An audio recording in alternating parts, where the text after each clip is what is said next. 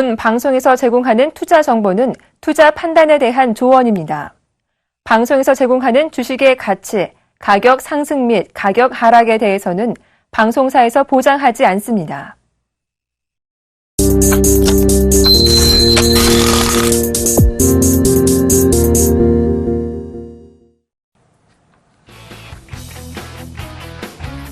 시청자 여러분 안녕하십니까. 막상막하 투맨쇼 시즌2의 예병군입니다. 시장이요 변동성이 좀 나오고 있습니다. 일단은 코스닥이 전 고점 부근에 와 있고, 그 다음에 지금 코스피 같은 경우에도 실적이 계속 발표가 되면서 변동성이 더욱더 심해지는 모습입니다. 자, 오늘 코스피는요 10.56포인트 떨어진 1951선에서 마감이 됐습니다. 일단 1950선은 좀 지켜줬던 것 같아요. 그리고 전날 제가 말씀드렸죠. 이제 코스닥은 590선을 지지선으로 해서 추가적인 상승을 노릴 것이라는 얘기 드렸습니다. 정확하게 590선을 지금 지지를 지켜가면서요 593선에서 마감이 됐습니다. 1.27포인트 정도 떨어졌는데요. 그 점 참고해 보시면 되겠습니다. 환율은요 조금 올랐습니다. 9.40원 오른 1093원에 마감이 됐다는 거 참고하시면서요. 환율은 그렇게 지금 변동폭이 크게 나타나고 있지는 않습니다. 조금 최근 들어와서 이제 변동폭이 나오기는 합니다만은, 그 박스권 내에서 움직이고 있는 모습이고요. 지금 코스피와 코스닥이 조금 변동성을 겪고 있다라고 그렇게 보시면 될 것 같습니다. 코스피가 그 대외 악재가 여러 가지 있는데도 불구하고, 지금 좀 견조한 모습은 보이고 있어요. 결과적으로 외국인들은 지금 이 포지션에서 대량 매도가 좀 쏟아져 나왔습니다. 하지만 1950선은 강하게 지지받고 있다는 점도 참고를 해보셨으면 좋겠습니다. 자, 시장에 오늘 이런저런 얘기들을 좀 나눠보기 위해서 두 분 모셨습니다. 오늘 최영동 멘토님하고 손대상 멘토님 자리해 주셨습니다. 안녕하십니까? 예, 안녕하십니까? 안녕하십니까? 예, 네. 손대상 멘토님 얼굴에 뭐 많이 나셨어요. 네, 많이 났습니다. 예, 피곤해 보이십니다. 많이 피곤합니다. 예. 피부도 아주 더러우신데요. 예. 네, 메이크업으로 흡수하고 있습니다. 제가. 예, 알겠습니다. 그렇게 별로 뭐 충격적으로 받아들이시진 않는 것 같아요. 그냥 어떻게 됐든 시장도 그렇고 저도 그렇고 그냥 무난하게 흘러갔으면 좋겠다는 역시 유연하게 좀 받아들이시는. 네, 맞습니다. 예. 예, 최영동 멘토님 뭐 늘 피부가 좋으셔서 예. 깨끗하십니다. 네, 감사합니다. 저한테 막말 안 해주셔서. 예, 아니요, 항상 최영동 멘토님이 좀 깨끗한 영혼처럼 보이십니다. 예, 감사합니다. 그에 반해, 예. 알겠습니다. 자, 오늘 보면, 최영동 멘토님께서는 시장이 이제 반등에 대한 시험대에 좀 진입해 있다. 예, 그렇습니다. 그런 얘기를 좀 해주셨는데요. 예. 그럼 이제 추가적으로 반등이 가능하다고 보시는 거네요. 그죠? 예, 일단은 뭐 앞서서도 이제 멘토님께서 말씀하셨듯이 뭐 1950, 그리고 590포인트에 대한 이제 지지 여부를 좀 말씀해 주셨던 것 같은데요. 그런 부분들에 대해서는 저도 일면 좀 또 동의하는 부분들이 좀 있지 않나라는 말씀 좀 드릴 수가 있을 것 같고요. 일단은 뭐 종합주가지수 자체는 직전 고점이라는 1950포인트를 넘어선 부분들에 대해서는 상당히 좀 긍정적으로 판단을 좀 내릴 수가 있을 것 같습니다. 다만 이제 코스닥 시장에 대한 지지 라인이라고 할까요? 지지선? 이 부분들에 대해서는 저는 살짝 조금 이제 눈높이를 좀 낮췄으면 하는 생각이 좀 들지 않나라는 말씀을 드릴 수가 있을 것 같은데요. 일단은 어찌됐든지 간에 4년, 5년 기간 동안에 박스권을 돌파한 그 시점 자체가 580에서 590포인트다라고 보시면 좋을 것 같은데요. 실질적으로 지금 코스닥 시장의 5일선 지지는 사실은 별로 의미 없다라고 저는 판단이 들어집니다. 그런 측면에서 보시게 되면 1월달 대형주들에 대한 실적 마무리가 진행이 되고 나서 이제 본격적인 중소형주들에 대한 실적 흐름들이 좀 나와준다고 하게 되면 사실은 5일선에 대한 흐름들보다는 직전 고점이라고 할 수 있는 580포인트에 대한 지지 여부가 오히려 조금은 더 중요하지 않을까라는 말씀 드릴 수가 있을 것 같고요. 자, 오늘 같은 경우도 마찬가지인 것 같습니다. 유가가 하락했음에도 불구하고 유가 관련된 종목군들 상당히 빠르게 올랐습니다. 하지만 그동안의 유가 하락으로 인해서 뭐 정유주라든지 화학주라든지 뭐 건설주라든지 이런 종목군들이 차례대로 좀 빠졌었던 흐름들을 보여줬던 과거 흐름들을 비교를 해본다고 하게 되면 오늘 같은 경우는 사실 굉장히 견조하게 진행이 됐었거든요. 그와 더불어서 주요 화학업체라고 할 수 있는 LG화학이라든지 롯데케미칼 같은 경우는 오히려 외국인들에 대한 순매수세가 좀 이어졌습니다. 그런 측면에서 보시게 되면은 1월 달이 여러분들 뭐 중소형주들의 랠리가 진행이 됐었던 한 달이었다고 하게 되면 2월 달 같은 경우는 오히려 중형주에서 대형주로 좀 바뀌어갈 수 있는 그러한 이제 모멘텀들을 좀 찾아볼 수 있는 한 달이 되지 않을까라는 생각을 좀 가져볼 수 있을 것 같습니다. 예. 댕형주에서 지금 매기를 찾으시는 거죠? 예, 그렇습니다. 예, 대형주. 예, 순간 살짝 말실수를 하셨어요. 댕형주라고 얘기하셔서 깜짝 놀랐습니다. 자, 일단은, 시장은 좀 긍정적으로 바라보시는 것 같아요. 전체적으로 보면, 수급적인 측면에서나 여러 가지 측면에서 추가적인 상승, 어떤 대형주에서의 매수세 이런 것들이 지속적으로 이어질 것 같다는 얘기를 해주셨습니다. 손태성 멘토님은 연기금 수급을 좀 주목해보자 이렇게 말씀을 하셨는데 네, 맞습니다. 연기금이 지금 그러면 좀 강하게 매수하고 있는 종목군들이 있나요? 네, 최근에 들어서 연기금 쪽에서 매수세가 좀 이어지고 있거든요. 투신권에서는 매도가 나오게 되면서 전체적인 흐름에 대해서는 뭐 투신권 매도와 함께 연기금 매수가 이어지고 있는 모습을 보여주고 있습니다. 자, 투신권에서 매도를 하게 되면은요, 일반적으로 종목이 좀 급락하는 그런 모습을 좀 보여주고 있는데 소방수 역할을 하고 있는 연기금 쪽에서 매수세가 최근에 이어지게 되면서 시장이 반등이 나오고 있다라고 좀 생각을 하시면 좋을 것 같은데 연기금이 1월달 들어와서 매수하는 종목들 중에서 좀 많이 상위 종목적으로 좀 확인을 보게 되면은 IT 업종이 좀 많았다라는 걸 좀 확인을 해볼 수가 있을 것 같습니다. 그래서 뭐 금액 순으로 확인을 해보게 되면 삼성전자라든가 네이버, 다음 카카오, 뭐 SK 하이닉스, SK CNC 뭐 이런 쪽으로 매수세가 좀 계속 이어지는 모습이었고요. 그 다음에 엔터주도 역시 매수세가 좀 이어지는 그런 모습을 보여주고 있습니다. 뭐 NH 엔터테인먼트 유증에 대한 얘기 때문에 급락이 좀 나왔었는데 연기금 쪽에서 매수세가 이어지게 되면서 지금 최근에 반등이 좀 나오고 있는 모습으로 봤을 때 뭐 역시 연기금의 매수세가 이어지는 모습으로 확인을 좀 해보자라는 말씀을 해드리고 싶고요. 최근에 못 올라가는 종목들이 있죠. 자동차주 같은 경우도 역시 못 올라가고 있고 은행주 역시 못 올라가고 있는 그런 모습을 좀 보여주고 있는데 전반적으로 경남은행이라든가 금호타이어, 기아차, 기업은행, 뭐 농심, 대림산업, 대신증권 이 금융업종 전반에서 연기금 쪽에서 매도가 좀 이어지는 모습을 봤을 때 역시 연기금 쪽에서는 일단은 단기적인 매매는 하지 않죠. 중장기적인 흐름을 보고 매매를 좀 하고 있다라는 측면으로 확인해 봤을 때 역시 코스피와 코스닥을 보더라도 코스피 쪽으로 매수세가 더 많아졌다라는 걸 좀 확인해 볼 수가 있을 것 같습니다. 그렇다라고 한다면 지금 다시 우리도 역시 코스피를 좀 봐야 된다라는 관점을 좀 가지고 있고요. 중요한 건 오늘 또 미증시 같아요. 미증시라고 좀 보고 있는데 지금까지 삼각형 패턴이 좀 이어지고 있는 모습을 좀 보여주었습니다만 최근에 지지가 나왔던 구간을 어제 이탈을 좀 해주는 모습이 나왔거든요. 그렇다라고 했으면 오늘은 무조건 좀 반등이 나와줘야 된다. 만약에 반등이 나와주지 않는다라고 한다면 지지선을 이탈을 하게 되면서 추가적인 하락이 나올 가능성이 많습니다. 그렇게 됐다면 국내 쪽에서 아무리 뭐 좋은 호재가 나온다라고 하더라도 결국은 올라갈 때는 탈동조화가 이루어지게 되는데 국내 증시가 애매하게 또 떨어질 때는 동조화가 이루어지는 그런 모습을 보여주고 있거든요. 그런 측면으로 봤을 때 이제부터는 좀 넉넉하게 좀 여유를 갖고 매매하는 습관이 중요하지 않을까라는 생각을 좀 가지고 있으니까 연기금에 좀 주목을 해주시면 좋을 것 같습니다. 예, 연기금에 좀 주목을 해보자. 그런데 연기금은 분명히 단기적인 뭐 어떤 매매를 진행 안 하는 건 맞는데요. 보면 연기금도 요새 최근에 보면 한 3일째 사다가 하루 또 팔고 이런 것들도 또 많이 보이거든요.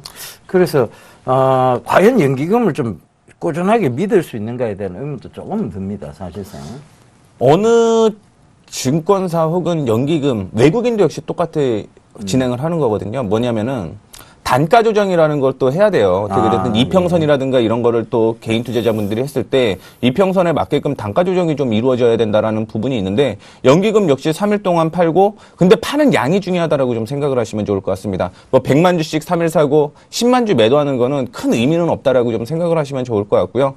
역시 단가 조정이라는 부분이 있다라는 것도 기억을 좀 해주시면 좋을 것 같습니다. 예, 알겠습니다. 일단 뭐 그들도 단가 조정 그리고 그들도 뭐 단기적으로라도 또 차익 실현 매물 이런 것들도 할 수 있다. 그들도 뭐 결국은 수익률에 의존하는 것이죠. 최행동 멘토님, 실적이 지금 발표가 돼서 예, 그렇습니다. 실적이 되게 좋게 나왔는데도 불구하고 예. 지금 빠집니다. 그죠? 예. 사실 LG 디스플레이나 SK 하이닉스 같은 예, 경우는 그렇죠. 실적이 어마어마한 실적이 나왔어요 지금. 예. 근데 오늘 오히려 투신이나 이런 쪽에서는 강한 매도를 보였단 말이에요. 예. 그죠? 자, 이거는 왜 어떻다고 해석을 해야 될까요? 그렇다고 그죠. 이게 더 올라갈 가능성이 없는 것라고 보기도 더 이상 좋아질 게 없다라고 보는 것일까요? 참, 상당히 좀 어려운, 굉장히 좀 날카로운 질문을 좀 해주신 것 같으세요. 일단은 저도 오늘 오전장에 그러니까 어제 같은 경우죠. 이제 어제 실적 발표를 하고 시장에서 굉장히 좀 서프라이즈한 실적을 좀 내보낸 상황이었고요. 그런 측면에서 보시게 되면 사실은 오전장에 아마 모든 SK 하이닉스를 가지고 계신 주주 여러분들께서 기대를 좀 하지 않았을까라는 생각을 가질 수 있을 것 같아요. 좀 하고 있어요. 예, 저 역시도 마찬가지로 오전장에는 SK 하이닉스를 우리가 한 번쯤 덤벼봐도 되겠다라는 생각을 좀 가지고 시장에 좀 참여를 했던 투자자 중에 한 명인데 오히려 지금 외인하고 기관 쪽에서 강한 순매도가 나왔습니다. 상대적으로 LG 디스플레이 같은 경우는 그나마 좀 2% 상승 흐름도 좀 보여줬었고요. 자, 그런 측면에서 보시게 되면 SK 하이닉스가 가지고 있는 시장에 대한 무게감들을 좀 보셔야 될 것 같아요. 자, 그렇다고 되면은 일단은 1차적으로 외국인들이 시장에서 매도세를 진행을 시켰다. 그러니까 큰 틀에서의 이제 SK 하이닉스를 보는 거죠. 쉽게 말씀드려서 시장과 SK 하이닉스를 하나의 일심동체로서 좀 보는 것 같아요. 그런 측면에서 보시게 되면 외국인들이 오늘자에 시장에서 나는 매도를 하겠어라고 했을 때 가장 많이 때린 종목이 SK 하이닉스라는 측면이거든요. 그렇다고 되면 이 종목이 단순하게 싫어서라고 매도를 때렸다는 개념보다는 오히려 시장의 템포를 조절하기 위한 하나의 방법론으로서의 SK 하이닉스가 좀 주도적인 역할을 하지 않았나라는 생각이 좀 들고요. 그런 측면에서 보시게 되면 아직까지는 뭐 추세가 죽었다라는 생각이 좀 안 들고요. 그와 더불어서 지금 반도체 시장에 대한 치킨 게임 자체가 SK 하이닉스와 그리고 이제 우리나라 삼성전자 쪽에서 아직까지는 칼자를 쥐고 있는 상황들이기 때문에 추가적인 상승 흐름들은 저는 남아 있다라고 생각이 좀 들고요. 이러한 부분들은 1차적으로는 지금 구간에서 뭐 하락 추세가 진행이 된다 아니면은 외국인들이 더 이상의 추가적인 성장성들을 담보로 하지 못하기 때문에 매도를 하고 생각을 하기보다는 오히려 전반적인 시장에 대한 숨고르기 국면에서 하나하나 종목군들의 좀 타겟팅이 좀 이루어진 개념이 아닌가라는 생각을 좀 가져볼 수 있을 것 같습니다. 저 같은 경우는 또 외국인의 실적 시즌이잖아요. 실적 시즌에서 이제 기본적으로 보셔야 될 게 뭐냐면 이번 달, 그러니까 4분기 실적이 좋아지게 되면 일반적으로 기대감 형성이 되게 되면서 올라가는 그런 측면이 있거든요. 그런데 만약에 1분기에 실적이 좋지 않다라고 한다면 그 올라간 만큼 일단은 뭐 수익이 낮고 밑으로 조정 실적이 더 안 나온다고 한다면 일반적으로 매도하는 게 저는 당연하다라고 생각을 해요. 그래서 개인 투자자분들한테 얘기를 해드리는 게 뭐냐면 4분기의 실적과 1분기의 실적을 같이 봐야 된다.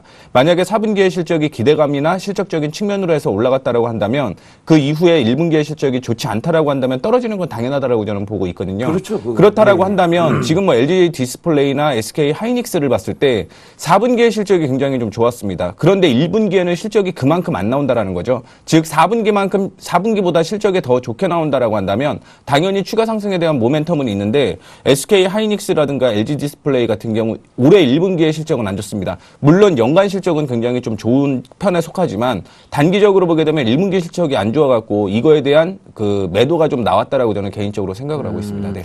1분기 실적이 안 좋아서 그 결국은 매도 물량이 나왔다 이 얘기시죠? 그렇죠. 1분기 실적이 LG 디스플레이 같은 경우 좀 상당히 좀 안 좋아지는 그런 모습이 좀 나타나더라고요. 근데 SK 하이닉스는 그렇게 실적이 지금 감되거나 이런 건 아니거든요. 그렇죠. 근데 네. 예상 실적으로 보게 되면은 뭐 4분기에 주당 순이익이 1,730원 정도 그렇게 되면서 그거에 대한 기대감이 또 형성이 되었던 거죠. 근데 이제 1분기 같은 경우는 1,545원으로서 뭐 한 7, 80원 정도가 떨어지게 돼요. 근데 이거는 주당으로 얘기를 해드리는 건데 결국은 1,730원만큼 올라왔다라는 거죠. 그 다음에는 이제 뭐 그보다 적은 또 매출이 나올 것으로 예측이 되고 있으니까 그만큼 좀 조정을 받을 수도 있다라고 저는 생각을 하고 있습니다. 예, 알겠습니다.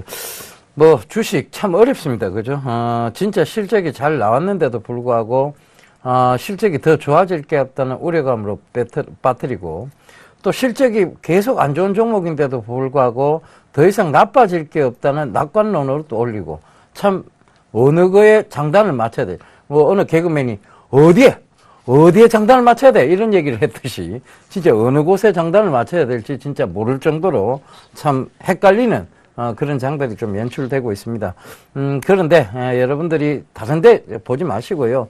멘토님들의 어떤 의견에만 좀 집중하시면 그렇게 또 뭐 어둠 속의 장, 안개 속 장은 아닙니다. 그러니까 이 프로그램 계속 시청하시면서 멘토님들의 얘기에 귀를 기울여 보실 것을 당부드리도록 하겠습니다. 자, 오늘 시장 얘기는 여기서 좀 짧게 끊고요.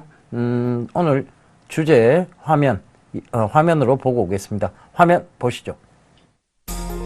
1월 한 달간 대형주와 중소형주 간의 주가 방향성이 엇갈렸습니다. 코스피는 대외 호재에 1960선을 막 회복했지만 한 달 내내 1900선에서 악전 고투를 했고 코스닥은 지속적인 상승 곡선을 그리며 600선 돌파를 목전에 두게 됐는데요. 증권업계에서는 대외 불확실성이 다소 해소됐지만 대형주들의 부진한 실적 발표가 코스피의 발목을 잡고 있다는 분석을 내놓고 있습니다.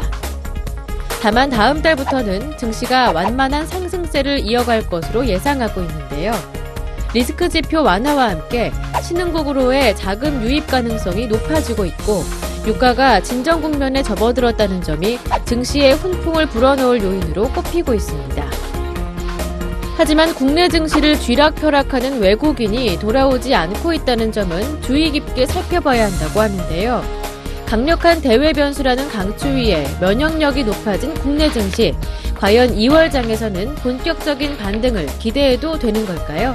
잠시 후 막상막하 투맨쇼에서 2월 증시 투자 전략과 함께 눈여겨볼 종목군이 전격 공개됩니다.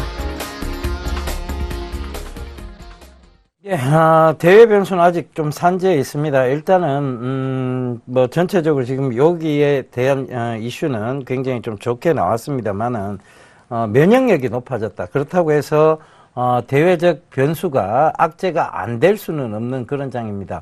최영동 멘토님하고 잠깐 얘기 좀 먼저, 짧게나마 얘기 좀 나눠보도록 하겠습니다.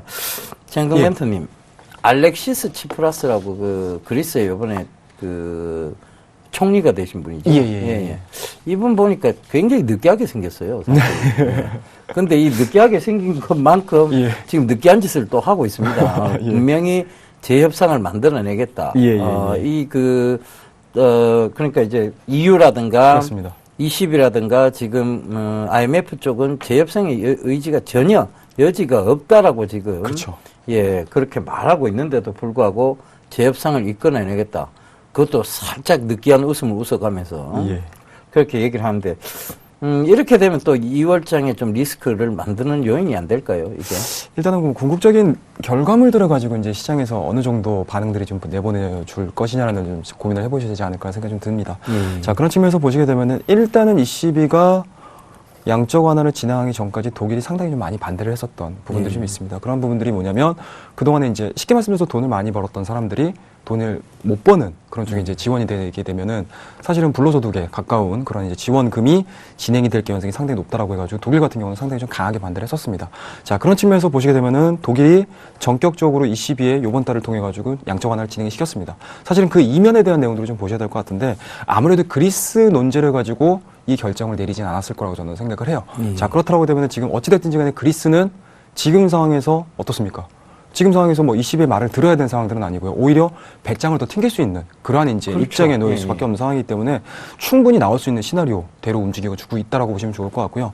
그런 측면에서 보시게 되면은 결과론적으로는 이 그리스와 22, EU를 통해 가지고 저는 어떤 식으로든 일단은 뭐 잡음은 있겠죠. 협상하는 과정에서 잡음은 있겠지만 궁극적으로 이 양 당사자 간의 결과물들은 상당히 시장에는 긍정적인 모습들을 좀 보여줄 수 있지 않을까라는 생각이 좀 들고요. 실질적으로 그리스와 그리스 문제, 그리스 사태로 인해서 금융시장이 만약에 하락을 한다거나 아니면 변동성을 보여준다고 하게 되면 저는 그때가 오히려 더 바닥권으로서의 신호로 받아들여야 되지 않을까라는 생각이 그러니까 매수 찬스다. 그렇습니다. 예, 알겠습니다. 그리고 이게 참 헷갈리는 것 같아요. 이게 지금, 분명히 어떤 여러 가지 요건이라든가 국제 유가의 측면, 그런 여러 가지 요건을 보면, 지금 이제 2월장이 또 괜찮겠구나라는 생각을 하다가도, 신문 일면에 나온, 그리스 총리, 알렉시스 치프라스입니까? 이분 인상을 보고 있으면, 이분이 지금 2월 증시를 잡을 것 같은 또 느낌도 들고, 예. 사실은, 그런 측면들이 지금 또 살짝씩 보이고는 있어요. 글로벌 증시에서 보면. 그런 우려들도 좀 보이고 하기 때문에, 그렇게 되면 또 한 번에 그걸 위해서, 그러니까 재하락을 위해서 매수 찬스를 잡으려면 결국은 현금이 있어야 된다는 얘기잖아요. 그죠? 예. 그래서 현금화를 좀 시켜두는 게 또 맞지 않느냐 하는, 상당히 헷갈린 장입니다. 지금이. 변동성도 보면 아시겠지만 전일 같은 경우에는 또 굉장히 큰 하락세에 있다가 또 거의 상승으로 끌어올려 놨거든요. 예. 오늘은 또 상승 부분까지 끌어올려 놨다가 또 하락세로 마감을 시켜놨어요. 이걸 매번 이렇게 달라지는 여건 이런 걸 어떻게 지금 조금 슬기롭게 대처를 해보면 좋겠습니까? 결국은 또 수급적으로 갈 수밖에 없습니다. 예. 근데 지난주에 갖고 라이언 일병 구하기 라이언 예, 유병을 그 얘기 구하기 하셨죠. 위해서는 예. 팀이 꾸려져야 되는데 중요한 건 수급이 그 팀이 될 가능성이 높다라고 얘기를 해드렸습니다. 자, 어제 외국인 쪽에서 매수가 들어왔어요. 그렇게 되면서 시장을 또 한번 끌어올리는 그런 모습을 보여주었고, 오늘 같은 경우는 외국인 쪽에서 매도가 나오게 되면서 다시 한번 올라갔다가 조정을 좀 받아주는 모습이 나왔죠. 그렇다라고 한다면 결국 외국인의 수급에 의해서 우리나라는 여전히 좌지우지 될 수밖에 없다라는 측면을 좀 확인하셔야 될 것 같아요. 자, 그랬을 때 외국인이 내일 또 매수가 들어오냐 나오냐에 따라서 달라질 가능성이 있다라는 걸 좀 초점을 맞추셔야 될 것 같아요. 결국은 지금은 외국인의 수급이 어떻게 됐든 받쳐줘야지만 국내 증시가 또 한 번의 상승을 이어갈 수 있다라는 것도 역시 기억하셔야 된다는 거 참고해 주시면 좋을 것 같습니다. 예. 근데 이런 증시에서는 또 우리가 정부 정책에 대한 부분들도 또 생각을 해봐야 되거든요. 그런데 이제 정부가 보면 어제 박근혜 대통령하고 정몽구 현대차 회장과의 좀 이런 회동이 좀 있었어요. 예, 사실은 회동이 있으면서 수소차가 예. 수소차 섹터라고 좀 불릴 수 예, 있겠습니다. 그렇습니다. 그 수소차 섹터들이 오늘 좀 전일하고 금일 좀 급등이 나왔거든요. 예, 예, 예.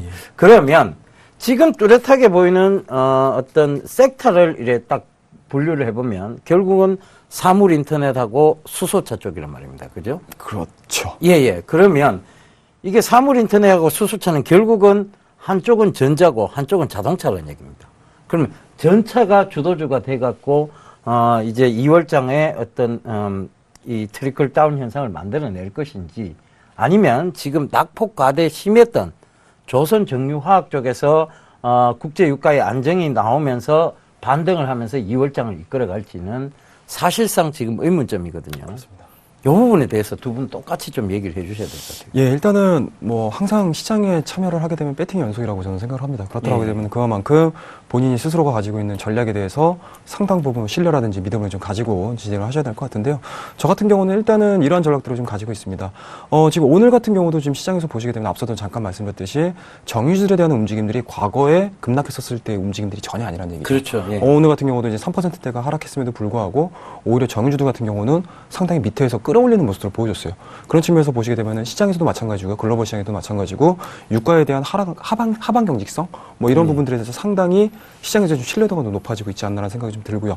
그와 더불어서 22에 대한 효과 자체가 드디어 이제 시작할 가능성이 상당히 저는 높다라고 봅니다. 그렇다고 되면 이게 일시적으로 뭐 하루 이틀 우리나라 증시를 끌어올리는 모멘텀들이 아니고 지속적으로 2015년도 상반기를 끌어올릴 수 있는 가장 큰 모멘텀이라고 생각을 하고 있기 때문에 앞서서도 수급적인 측면을 상당히 좀 잘 말씀해 주셨는데요. 그렇다고 되면 미국계 자금이 오히려 빠져나간다고 했을 때 이 미국계 자금이 빠져나가는 이 자리를 22쪽에 대한 유럽계 자금이 채워줄 가능성이 상당히 높다라고 보시면 좋을 것 같습니다. 자, 그렇다고 되면 여러분들 코스닥 시장을 사시겠습니까? 아니면은 대형주 포지션을 사겠습니까? 답은 간단하다고 저는 생각을 하거든요. 대형 포지션 그대로 잡아가고요. 그리고 코스닥 증시는 일단은 실적 대비해가지고 아니면 실적 과대해가지고 올라갔던 종목은 좀 차익성 나올 가능성이 상당히 높고요.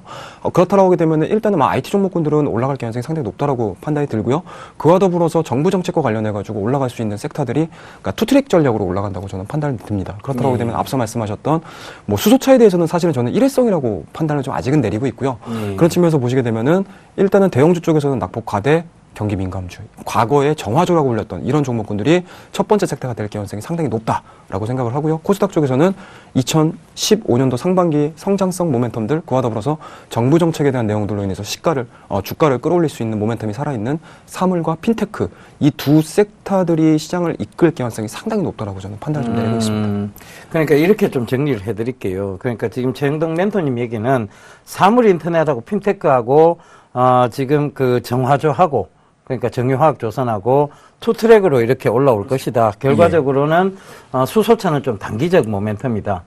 그렇죠. 수소차는 조금 더 먼 미래 얘기입니다. 지금 당장 뭐 어떤 이루어지는 미래는 아니고요.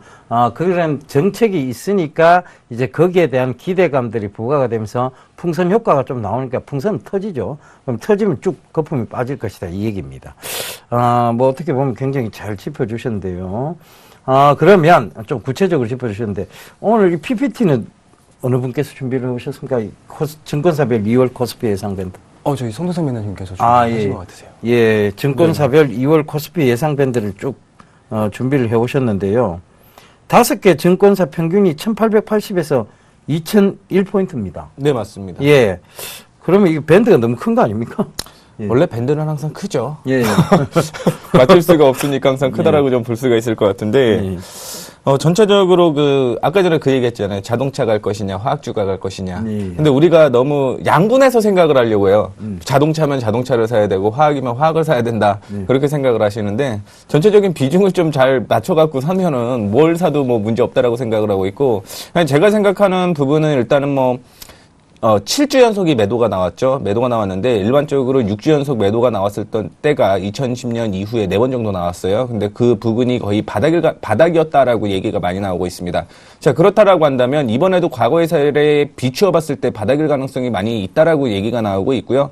개인적으로 보면은 수소차에 대한 얘기는 당연히 먼 미래라고 볼 수가 있을 것 같습니다. 그 이유가 뭐냐면 수소차를 만드는데 제일 중요한 건 물이 있어야겠죠. 물이 이제 수소와 산소로 나뉘게 되는데 그 수소를 만들기 위해서는 전기 분해를 해야 돼요. 근데 그 전기 분해를 하기 위해서는 결국은 화석연료가 필요합니다. 아직까지는. 그래서 이제 전기차가 화석연료다라고 얘기를 하고 있는데 제가 초점을 좀 두고 싶은 건 뭐냐면 결국은 자동차주에 저는 좀 비중을 더 많이 두고 있습니다. 왜냐하면 결국은 엔저 때문에 무너졌다라고 볼 수가 있을 것 같은데 엔저가 계속 이어지다 보니까 지금 일본 쪽에서는 좀 문제가 있다라고 저는 생각을 하고 있거든요. 오늘만 하더라도 일본의 3위 항공사인 스카이마크가 파산보호 신청을 했습니다. 결국 엔저에 대한 문제가 나왔기 때문에 더 이상 엔저를 유지할 수는 없을 것 같아요. 계속 오보가 나올 가능성이 있다라는 측면으로 봤을 때 그렇다라고 한다면 일단은 섹터가 큰 업종 위주로 올라간다라고 볼 수가 있을 것 같고 외국인 쪽에서도 연기금 쪽에서도 매수가 들어오는 종목들을 확인해 보게 되면 IT 위주가 좀 많다라는 거죠. 그런 측면으로 보시면 좋을 것 같고요. 결국 그 섹터나 혹은 코스피 지수가 넓을 수밖에 없는 건 뭐냐면 상단을 PER로 잡는 거죠. 퍼로 잡는 거고 하단을 PBR로 잡습니다. 그래서 1배냐 혹은 그 이상의 우리나라 역사적으로 9배 정도 되는 그런 수치를 좀 확인을 하셔야 되는데 이게 왜 증권사마다 다 다를 수밖에 없냐면 증권사마다 출정해내는 실적시가 다른 거예요. 그러다 보니까 퍼라든가 PBR이라든가 이런 부분이 다 다를 수밖에 없다라는 측면을 좀 확인을 해보시면 좋을 것 같고요. 결국은 국내 시장에서는 제가 예상하는 거는 한 1880부터 시작을 해갖고 2000 돌파는 충분히 가능하다라는 생각 가지고 있습니다. 결국은 역시 외국인의 수급이 좀 중요할 수밖에 없겠지만 언제 저희가 또 증권사가 얘기하는 것도 보고 매매한 적은 없지 않습니까? 그렇죠? 예. 그러다 보니까 그냥 증권사들이 이렇게 올라간다라고 얘기하는 거에 대해서 우리는 좀 생각을 하셔야 되는 게 있어요. 뭐냐면 얘네가 개인 투자자들은 아닙니다. 그러다 보니까 전체적으로 이 자금 집행을 할 만한 그 요인들을 만들어야 돼요. 그래서 상반기에 만약에 올라가고 하반기에 떨어질 것이다라고 하면 일반적으로 상반기에 자금 집행을 많이 한다라는 거겠죠. 그랬을 때 같이 우리도 역시 끼어들어가는 그런 전략으로 좀 확인을 하셔야 됩니다. 그렇다라고 하면 2월 달에 밴드가 넓기는 하지만 1월보다는 그 상단이 좀 높아졌거든요. 그렇다면 이번에 자금 집행을 어느 정도는 조금 더 1분기보다는 더 할 가능성이 있기 때문에 증권사가 얘기하는 게 다 틀리겠지만 일단은 증권사에서 상단을 높였다라는 건 자금 집행을 좀 더 한다라는 관점으로서 여러분들은 그냥 그런 식으로만 이해를 좀 하시면 좋을 것 같습니다. 예, 자금 집행을 더 하니까 긍정적으로 보자는 얘기시죠? 네, 일단은 전체적인 수급이 엔저라든가 이런 부분 대외적인 악재는 물론 있겠지만 그 어느 회사가 망했다고요? 네, 스카이마크 일본의 스카이마크 일본 3위 항공사입니다. 네. 3위 항공사. 네. 예. 오늘 나왔더라고요. 네. 예. 에어재팬이나 이런 회사들 거는 제가 많이 타봤는데 네네. 스카이워크 항공사는 처음 들어봤습니다. 스카이마크 저도 한 번도 못 타봤습니다. 예. 오늘 저를 되게 공격을 많이 하시는데. 아니요. 그런 거 절대 아닙니다. 제가 일본도 엔저가 분명히 계속 유지를 할 때는 문제가 생길 거라고 저도 생각하고 있었거든요. 근데 지금부터 저는 개인적으로 터지고 있다라고 좀 보고 있거든요. 네, 아베가 참, 거의 지금은 이제 진퇴양난이다. 그렇죠. 이렇게 좀 보여집니다. 더 하고 싶어도, 더 못하는, 지금 상황들이 자꾸 연출이 되고 있거든요. 그런 측면에서 보자면, 중장기적으로 봤을 때, 자동차, 관련 종목들도 크게 나쁘지 않다라고 보여집니다. 그래서, 그 부분도 꼭 좀 참고를 해 보시고요. 자, 두 분이 오늘, 좀 상세하게 얘기를 해 주셨어요. 최영동 멘토님께서는, 굉장히 조금, 섹터별로 조금 상세하게 얘기를 해 주셨고, 손대상 멘토님은 이제, 전체적으로 보는 대외적 여건에 대해서 상세하게 설명해 주시면서 상승장에 대한 부분들을 조심스럽게 예견해 주셨습니다.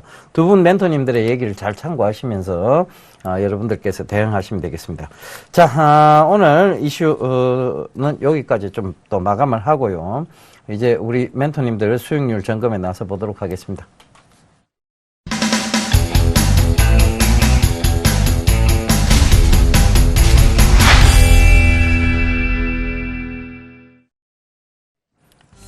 예, 2015년 1월 29일입니다. 벌써 1월달이 또 다 가고 있습니다. 목요일 막상막하 투맨쇼 시즌2 포트폴리오 수익률 확인해 보겠습니다. 먼저 최영동 멘토님의 포트폴리오인데요. 현재 포트엔 총 4종목 편입되어 있었는데 그중 한솔테크닉스가 오늘장 손절가를 터치하면서 매도 확정 처리되었습니다. 전략에 착오 없으시길 당부드리겠습니다. 손대상 멘토의 포트폴리오입니다. 요즘 투맨쇼에서 진짜 잘 나가시는 멘토님이십니다. 현재 포트에 총 4종목 편입되어 있고요. 오늘장 SKC가 약보합 마감하면서 보합권 유지하고 있습니다. 전 종목 보유 의견 주셨습니다. 포트폴리오 수익률 베스트인데요. 요즘 상위권을 둘러싸고 치열한 자리 싸움이 조금 일어나고 있습니다. 마치 그 NC소프트하고 지금 서로 경영권 분쟁에 대한 부분을 보는 것 같습니다. 그죠? 정재영 멘토 SM이 24.8%로 새로운 2위의 주인공이 됐고요. 장대진 멘토의 안랩이 22.7%로 3위. 그리고 4위는 이정수 멘토의 iCD가 22.3%로 쭉 내려왔네요. 그죠? 그리고 5위 역시 이정수 멘토의 시그네틱스가 21.2%의 수익을 기록하고 있습니다. 1위는 정재영 멘토의 게임빌이 여전히 1위를 차지하고 있습니다. 42.3%의 수익률을 기록하면서 1위 여전히 차지하고 계시고요. 수익률은 조금 반납을 하셨습니다. 이번엔 누적 수익률 베스트입니다. 이정수 멘토의 누적 수익률이 100% 고지를 눈앞에 두고 있습니다. 저번에도 이 99%까지 갔다가 또 밀려 내려왔는데요. 99.4%로 1위 기록하고 있고요. 2위는 조민규 멘토가 좀 격차가 벌어지고 말았네요. 그죠? 80.9%로 2위를 차지하고 있고 3위는 정재영 멘토가 71.9%로 오히려 2, 3위의 격차를 조금 좁혀놨습니다. 이번에 명예의 전당인데요. 조민규 멘토의 유니테스트가 100%와 41.1%로 금메달, 은메달을 차지하고 있고요. 손대상 멘토의 아모텍이 32.8%로 동메달을 차지하고 있습니다. 다른 분들 포트폴리오도 확인해 보시죠.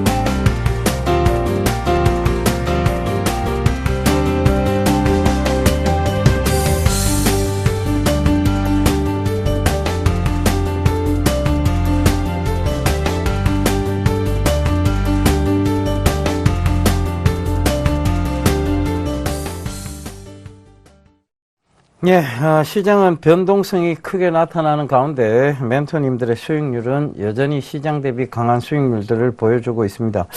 우리 멘토님들 보면 참 뿌듯하다는 생각도 들고요. 자랑스럽다는 생각도 듭니다.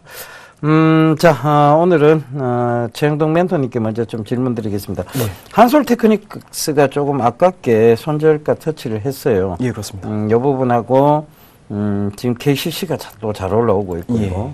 이 부분 좀 중점적으로 해서 AS 좀 부탁드리도록 하겠습니다. 예, 일단은 한솔테크닉스 좀 아쉽습니다. 저희가 매수했던 가격대가 14,000원대였는데, 그러니까 요번 주를 기점으로 해가지고 갑자기 이제 급락이 좀 나왔었죠. 그런 부분들로 인해서 주가가 일단 손절 라인을 좀 터치하는 그런 모습을 좀 보여주고 있습니다. 다만 이러한 부분들은 앞서서도 말씀드렸듯이 코스닥 시장에 대한 급락 흐름들, 그리고 일정 수준에 대한 종목군들이 빠르게 일부 종목군들 제외해서 차익성 매물들이 좀 나오면서 이 한솔테크닉스도 마찬가지로 좀 급격하게 좀 빠지는 흐름들을 좀 보여주고 보여지고 있습니다. 이러한 부분들이 오늘자도 마찬가지겠죠. 아무래도 지수에 대한 영향으로 인해서 마이너스 0.36% 하락세를 보여주고 있지만 60에서에 대한 지지 여부가 확인이 되고 있는 상황들이기 때문에 앞서서 말씀드렸듯이 바닥권에 있는 종목군들 같은 경우는 일단은 추세가 만들어졌다라고 했을 때는 뭐 긴 흐름들로 긴 호흡으로 보셔도 되지 않을까라는 생각이 좀 들고요. 일단은 제가 이 종목군들, 그러니까 쉽게 말씀해서 중소형주를 추천을 드릴 때 상대적으로 좀 러프하게 잡기보다는 오히려 그 손절 라인 자체를 좀 타이트하게 잡는 편입니다. 그런 측면에서 보시게 되면은 이 종목을 아직까지도 손절을 하지 못하시고 가지고 계신 분들 같은 경우는 내일자의 60에서는 좀 대응을 하셔가지고 대응을 해보시게 되면은 저는 오히려 뭐 다시 한번 좀 매수 기회로서 또 활용을 해볼 수 있지 않을까라는 생각을 좀 가져볼 수 있을 것 같습니다. 자, 그 다음에 이제 두 번째 종목을 좀 보셔야 될 것 같은데요. 휴원스라는 종목을 좀 먼저 보고 좀 넘어갔으면 좋겠습니다. 일단은 휴원스 같은 경우는 앞서서도 말씀드렸듯이 다양한 이제 신약 개발이라든지 이런 쪽에 대해서 강점이 있다고 말씀드렸어요. 그와 더불어서 이제 그 자회사라고 할 수 있는 휴메딕스에 대한 흐름들까지도 같이 엮어서 본다라고 되면 굉장히 좋은 종목이다라고 말씀드렸는데요. 뭐 최근의 정부 정책을 보시게 되면은 이러한 이제 바이오 관련된 종목군들에 대해서 상당 부분 어떻습니까? 시장의 정책들을 굉장히 좀 우호적인 모습들을 좀 보여주고 있는 상황들이기 때문에 그런 측면에서 보시게 되면은 이 종목도 마찬가지로 5일선 전병을 되고요. 다소 조금 다른 종목군들에 비해서 속도 자체는 늦더라도 오히려 시장의 변동성 대비해서는 상당 부분 여러분들의 포트폴리오를 안정화시킬 수 있는 대표적인 종목이 될 수 있기 때문에 휴원수는 뭐 소량의 수익이지만 한번 목표가까지 한번 끌고 가보도록 하겠습니다. 자, 그리고 이제 마지막 종목입니다. KCC. 자, 지난 시간에 KCC라는 종목을 추천을 드렸는데요. 이때 당시에 추천을 드렸었던 이유들을 좀 보시게 되면 지금서부터는 중소형주들에 대한 흐름들은 상대적으로 변동성을 많이 수반할 것이다 라는 부분들에 대해서 언급을 드리면서 자, 유가 하락과 관련해서 유가가 오히려 상방으로 진행이 됐을 때 수혜를 입을 수 있는 종목에 대해서 관심을 좀 가져보자 라는 측면에서 KCC라는 종목을 좀 추천을 드렸는데요. 그런 측면에서 보시게 되면 최근 들어서 뭐 건설이라든지 화학이라든지 조선업종에 대한 움직임들 상당히 좋았습니다. 그런 측면에서 보신다라고 했을 때 KCC도 같은 수혜 업종으로서 충분히 수혜를 받을 수 있는 기업이다라고 판단이 좀 들고요. 장기적으로 보시게 되면 2개월 정도의 박스권 상단까지 와 있습니다. 이 상단이 돌파가 됐었을 때 저희가 기본적으로 잡고 있었던 목표가 61만 원대, 쉽게 말씀드려서 장기 이평이 자리 잡고 있는 직전 고점까지 된 상승 흐름들 한번 예측해 볼 수 있는 상황이기 때문에요. 이 종목 한번 좀 끈질기게 가져가면서 목표했던 가격대까지 한번 지켜보도록 하겠습니다. 예, 알겠습니다. AS 상세하게 설명을 해주셨으니까요. 여러분들 참고하시면서 대응하시면 되겠습니다. 자, 이번에 손대상 멘토님 AS를 좀 들어봐야 되겠는데, 그 전에 이 NC소프트가 손대상 멘토님 편입하고 나서 지금 바로 경영권 분쟁이 지금 나타나면서요. 급등이 좀 나왔습니다. 전일 가격 제한폭까지 오르는데, 오늘 조금 하락했어요. 그죠? 네, 맞습니다. 예.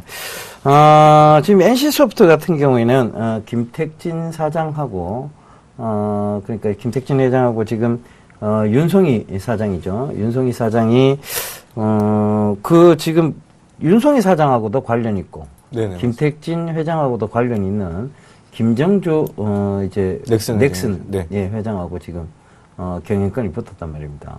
의도된 내용은 아닐까요? 글쎄, 그건 잘 모르겠고, 수익만 잘 나면. 네. 수익적으로? 예, 수익만 잘 나면 뭐 개인 투자. 그렇죠. 수익만 잘 나면 되는 거죠. 그죠?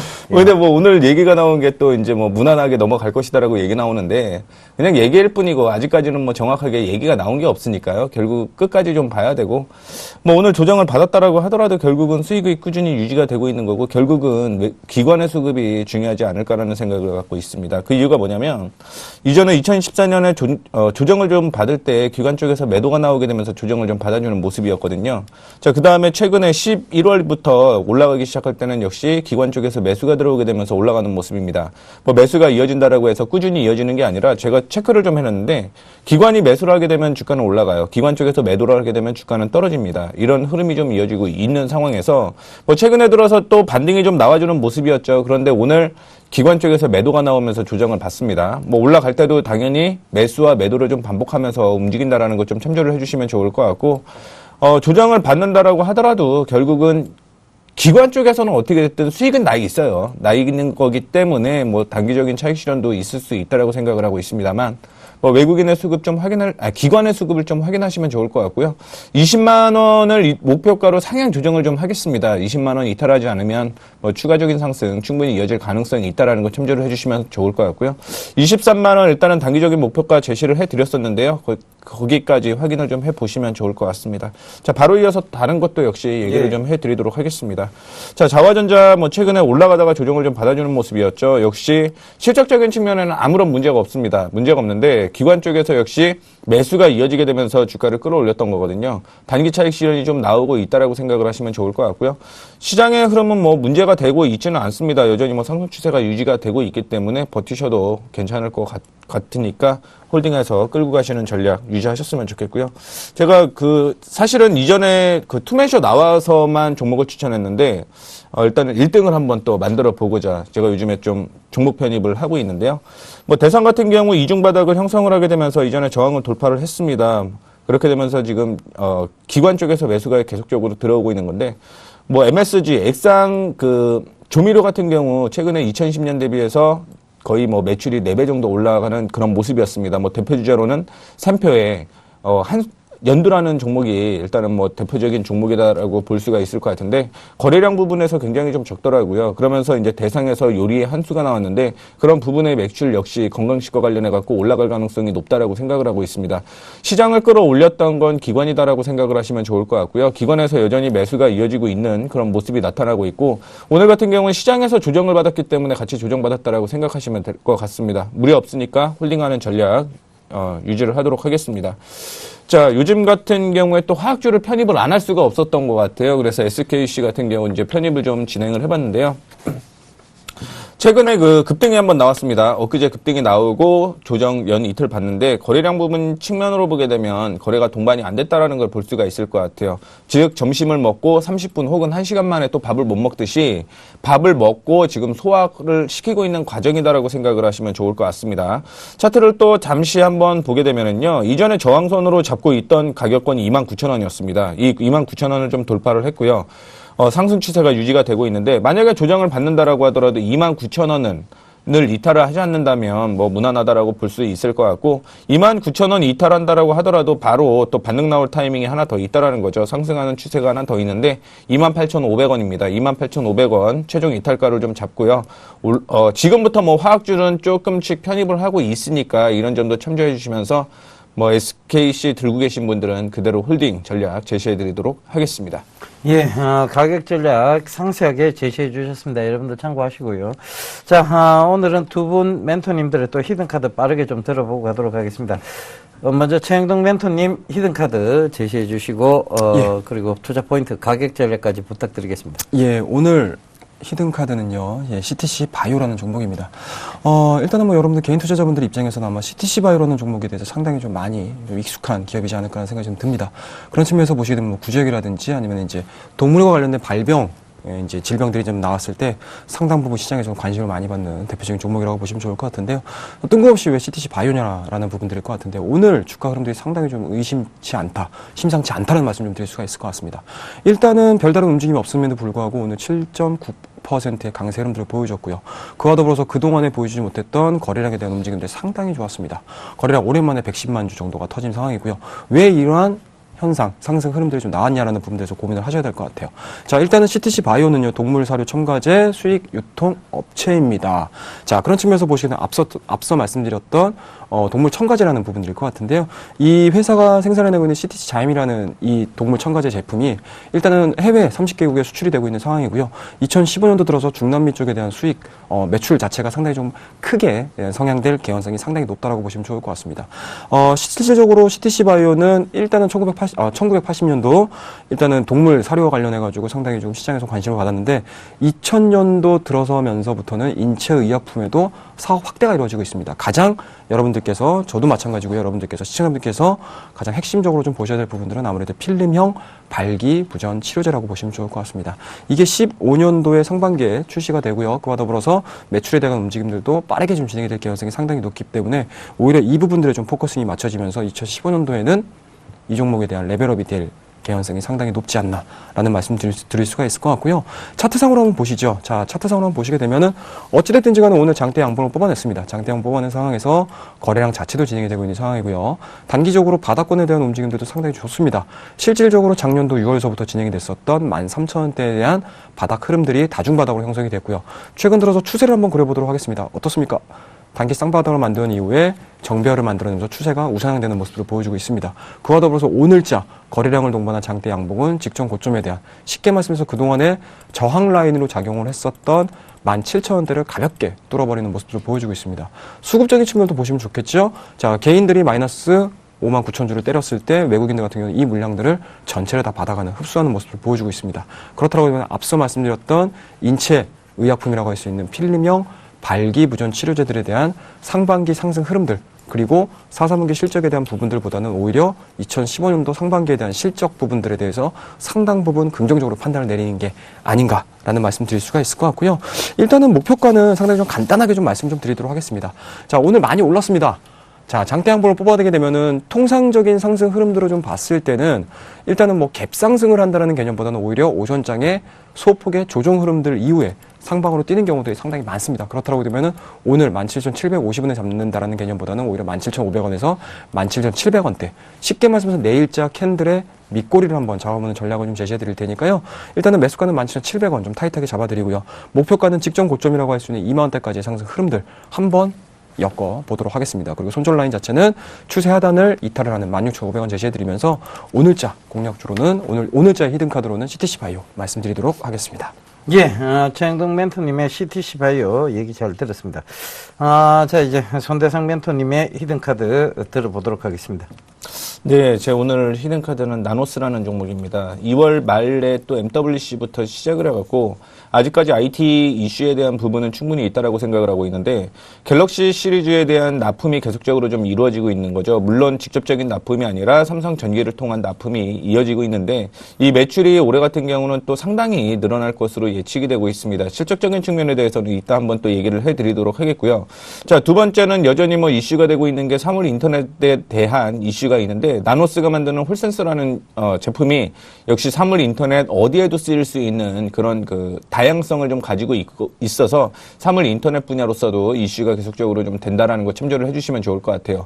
자, 그 전에 매출의 경우는 블루필터 위주로 좀 매출이 많이 나오는 그런 경우가 있었는데 지금 같은 경우는 홀센서를 통해서 또 LG전자까지 마스다를 통해서 마스비를 통해서 LG전자까지 늘어나게 되면은 뭐 삼성전자 쪽에서의 매출이 나오든 아니면 LG전자 쪽에서의 매출이 나오든 긍정적인 매출이 유지가 될 것이다라고 생각을 하고 있어요. 그리고 한 곳의 매출 비중이 좀 컸었는데 이 매출이 좀 나눠지게 되면서 안정화를 좀 갖추고 있다라고 생각을 좀 하시면 좋을 것 같습니다. 그래서 아직까지는 사물 인터넷 중에서 아직 뜨지는 못한 종목이다라고 좀 얘기를 해드릴 수 있을 것 같고요. 잠깐 실적적인 측면을 한번 확인을 하고 가고 싶은데요. 이전에 아모텍 같은 경우 상승할 것이다라고 예측을 했던 부분이 뭐냐면 2014년 대비 2015년에 주당 순이익이 5배 정도 커진다라고 좀 생각을 하셨으면 됩니다. 근데 나노스 같은 경우는 그보다 더 큰 7배 정도 상승을 한다라고 좀 생각을 하시면 좋을 것 같아요. 그래서 2014년 같은 경우는 223원 정도, 그래서 주가가 좀 떨어질 수밖에 없었다라고 생각을 하시면 좋을 것 같은데 올해 같은 경우는 1677원까지 늘어나게 됩니다. 거의 뭐 7배에서 8배까지 뭐 주당 순이익이 늘어나는 모습을 보여주고 있기 때문에 이런 실적적인 측면으로 봤을 때도 충분히 안정적이다라고 볼 수가 있을 것 같고 최근에 좀 조정을 받아주는 모습을 보여주고 있는데 이게 어떻게 보면은 매수의 기회라고 저는 생각을 하고 있거든요. 그 이유가 뭐냐면 이전에 저항과 지지가 좀 공존했던 부분이 12,000원입니다. 12,000원을 최근에 돌파를 하는 그런 모습이 좀 나타났고요.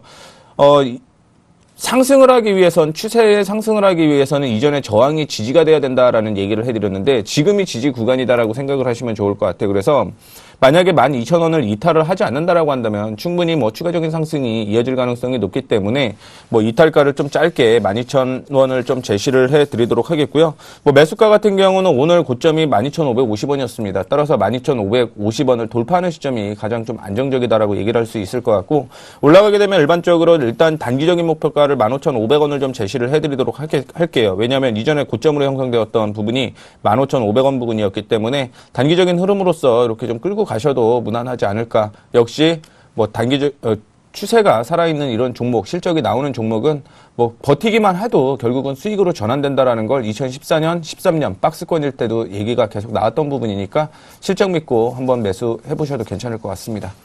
예, 손대성 멘토님의 지금 히든카드까지 다 들어봤습니다. 자, 손대성 멘토님이 피곤해서 피부가 안 좋아질 정도로 피곤함을 호소하고 계십니다. 그래서 빨리 보내드리도록 하겠습니다. 오늘 시간은 여기까지고요. 내일 다시 인사드리도록 하겠습니다. 지금까지 함께 해주셔서 대단히 감사합니다.